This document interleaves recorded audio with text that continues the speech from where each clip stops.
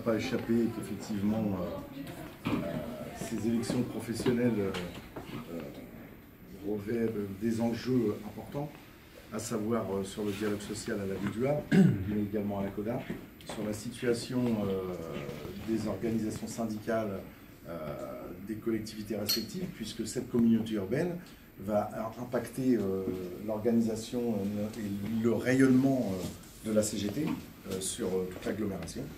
Donc ça, ce sont des enjeux et des points qu'on aura l'occasion de travailler sur ces 4 années de mandat, enfin, jusqu'aux prochaines élections professionnelles, à savoir, voilà, en 2022, c'est ça. On a une collectivité aujourd'hui qui est endettée. Les médias ont suffisamment relayé l'information depuis plusieurs années déjà et encore aujourd'hui. On peut ajouter au gel du point d'indice, aux problématiques de non-promotion interne, de problématiques de déroulement de carrière des agents, des conditions de travail déplorables, puisqu'il faut qu'on fasse plus, il faut qu'on fasse mieux, avec beaucoup moins de personnel. Alors effectivement, ce sont des problématiques qui concernent à la fois les agents ouvriers employés de la Ville du Havre, mais pour ce qui concerne les agents cadrants, donc j'entends des agents de maîtrise, les B et les A, que nous représentons également la CGT CAM, à un moment donné, on demande à ces agents, encadrant ou pas, d'appliquer des objectifs auxquels ils ne sont pas associés. Et en fait, ces agents-là, ils se retrouvent face à leurs équipes, en leur demandant de remplir des tâches, d'effectuer un travail dont ils sont aussi. Voilà.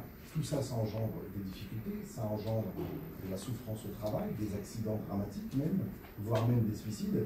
Et aujourd'hui, le rôle de la CGT, c'est de peser un maximum, à la fois dans le cadre des rapports de force qu'on va pouvoir organiser au niveau local, c'est pour ça que le vote de chacun va compter, mais également de pouvoir aussi peser dans les instances paritaires, comme les comités techniques, les CHSCT, etc., pour les conditions de travail.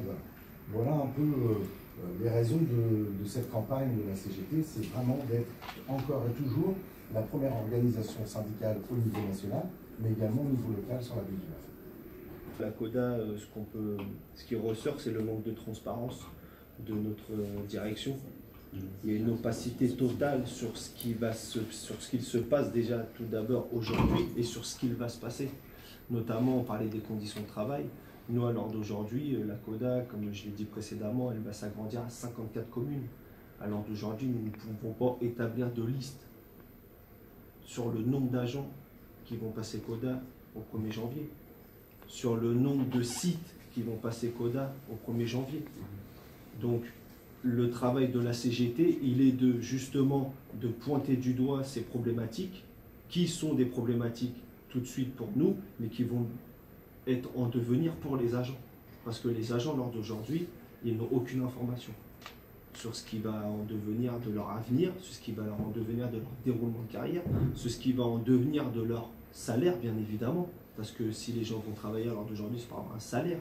Donc qu'est-ce qui va en devenir de leur salaire? Qu'est-ce qui va en découdre?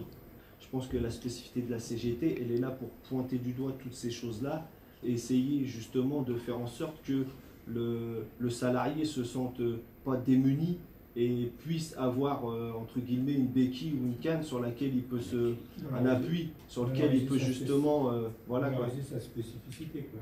Exactement.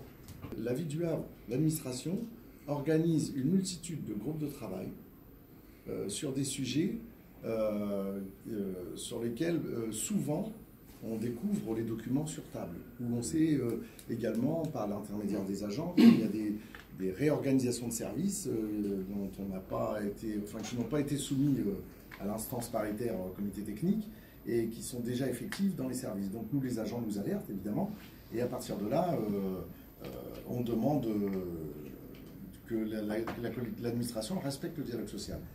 Les comités techniques paritaires deviennent des chambres d'enregistrement des groupes de travail. Ils nous disent « Ah mais ça, c'était vu en groupe de travail, donc il n'y a pas à revenir ». Mais nous, on est désolé, un groupe de travail, ce n'est pas une instance paritaire statutaire.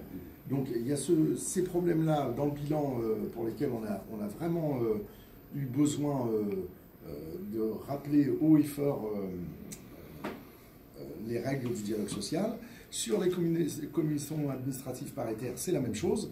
En fait, on va avoir des agents qui vont remplir, qui vont avoir tous les points, que ce soit en catégorie C, B et A, mais en fait, ils ne vont pas les nommer.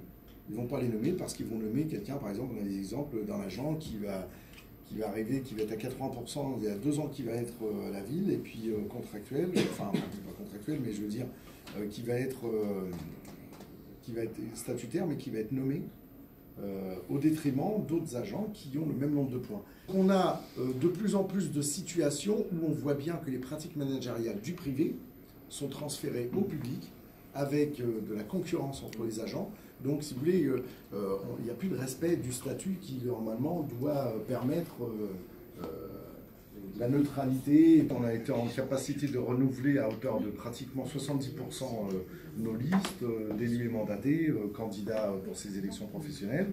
Que le vote des agents va avoir une importance capitale pour, évidemment, les moyens d'agir pour la CGT, mais également pour eux, puisque effectivement, plus on sera fort dans ces instances paritaires, plus on pourra imposer aussi notre vision des choses dans le cadre de la promotion interne, dans le cadre du déroulement de carrière des agents, dans le cadre de la réorganisation des services, etc. Des CHSCT, et puis évidemment, aujourd'hui, la CGT est encore majoritaire au niveau du conseil d'administration du COS. On espère le rester. Bon, on jugeait les prestations qui ont été proposées pour les agents qui sont attachés à leur comité d'œuvre sociale et de loisirs. On espère qu'il en sera toujours de même. Alors d'aujourd'hui, je pense qu'on est dans une conjoncture actuelle où on se rend bien compte que un sou est un sou, un euro est un euro.